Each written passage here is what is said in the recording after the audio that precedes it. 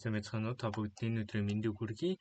Програмчлалын суурь шатны хичээлийн дараагийн өдөр эхэлж байна. За тэгээд өнөөдөр бидний хийх ёстой зүйл юу вэ? Хийх гэж байгаа зүйл юу вэ гэвэл RGB-гээсээ хэдүүрээ 2 тооны их гэдэг бодлогыг бодноо. За тэгээд өмнөх хичээл дээр хэдүүрэнгийнх нь үздсэн зүйл бол нөхцөл шалгалт байсан шүү дээ. Тэгээд нөхцөл шалгалт гэдэг тэр зүйлийг ашиглаад хэдүүрээ энэ бодлогыг бодох нэ. За өмнөх хичээлийнхаа нэг давтлагыг хийчихье. Хэдүүрээ ямар 3 төрлийн нөхцөл шалгалт байдаг те. Нэг нь бол if гэдэг нөхцөл шалгалт байх. Энэ дэр хэдүүрээ хамгийн их одоо хүсэж байгаа тэр хүслээ тийм ээ. Хамгийн их чухал гэсэн тэр нөхцөлийг хэдүүрээ энд бичиж өгөх ёстой. Одоо бид нар бол ямар юм дээр жишээ авсан бэ гэвэл машин дээр жишээ авсан шүү дээ. Машин улаан өнгөтэй бол аавна. За улаан өнгөтэй байхгүй бол хэдүүлээ нэг цэнхэр өнгөтэйг нь авчий дөө гэсэн одоо нэг тийм цэнхэр өнгөтэйг бол улаанаас арай бага хүсэж байгаа тий. Цэнхэр тий. За blue тий. Look. Алла. За бүр энэ хоёр байхгүй бол аваад яах юм бэ? Бүр юу ч хийх хэрэггүй гэсэн ийм зүйлийг хийсэн. За тэгвэл өнөөдөр хэдүүлгийн бодлого юу юм бэ? За ерөнхийдөө энийг ойлгосон байх гэж найдаж байна. Хэрвээ if-ийн нөхцөл биелжүүл ASIF гэхэд доотлолт нь байгаа нөхцлөд биелэхгүй. За ASIF-ийн нөхцөл биелжүүл энэ дотор байгаа ямар нэг нөхцөл нь биелжүүл доотлын энэ ASIF-ийн нөхцлүүд нь угаасаа ажиллахгүй гэж ойлгож байна. Хамгийн эцсийн нөхцөлд бол хэдүүлээ ASIF руу орно шүү дээ, тий. За тэгэхээр хэдүүлээ 2 тоо өгөгдөн, бүхэл тоо өгөгдөн. За тэр бүхэл тооны хэдүүлээ айд ихийг нь хивж гаргах нэ. За энэ бодлого бол ерөнхийдөө бол гайгүй амархан бахаа гэж найдаж байна. Хэдүүлэнд нь 2 тоо өгдөн. За жишээ нь А, Б гэдэг 2 тоо өгдлөө гэж бодъё. Нэгэнд нь 16, нөгөөдгөнд нь 14 гэдэг тоо байна. Энэ 2 тооны айд ихийг нь олохын тулд хэдүүлээ нөхцөлөө бичнэ шүү дээ. Хэрвээ А нь Б-гээс бага байх үед хэдүүлээ яах юм бэ гэвэл айд ихийг нэмчин. Одоо А нь Б-гээс бага байгаа юм чи Б-гээ хэвлүүл Б нь их байгаа юм чинь хэдүүлээ C out B гэж шүү дээ.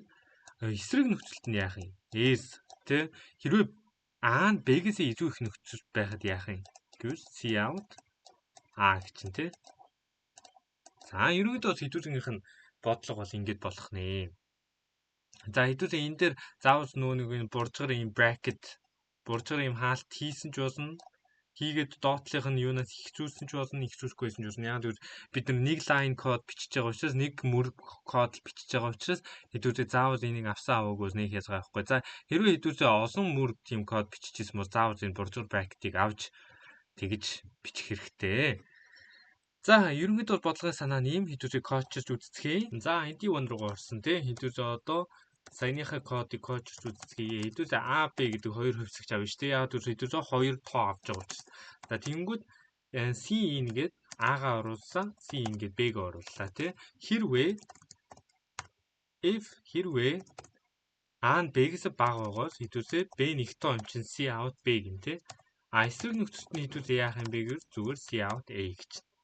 За ингээд хэдүүлээ юу яагаад үзье? Хэдүүлээ 16, 14. За А дээр 10.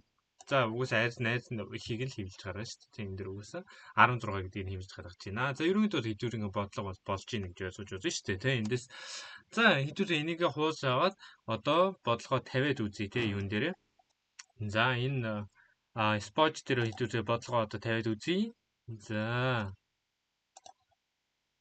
За энийг нь сонгох ёстой. За хэдүүлээ хуулсан юугаа авчраа тавьсан одоо бодолтой илгээхэд ерөнхийдөө бодолт бол болчихноо.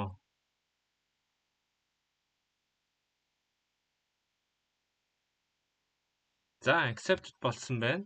За зөндөө удаа илгээсэн байна. За сая их дараад исэн. За тэгээ зөндөө удаа илгээж. За тэгэхээр ерөнхийдөө саяны бодлтыг ойлгосон байх гэж найдаж байна. Тэгээд ерөнхийдөө бодлогын санаа, бодлого бол тийм хүнд бодлого бол биш. Хамгийн гол нь хэдүүлээ тэр нөхцөл шалгалт гэдэг зүйлээ хамгийн сайн ойлгох хэрэгтэй байна шүү дээ. За тийм өнөөдрийн бичлэг таалагдсан байх гэж найдаж байна. Бичлэг таалагдсан бол лайк болон subscribe дарж манай чаналыг дэмжээрэй. Хэрвээ асуух зүйл байвал комент хэсэгт санаа зовдгоо бичээд асуугаарай. Би өөрийнхөө завтай үеэр өөрийнхөө чадхаар хариулаад өгч болно.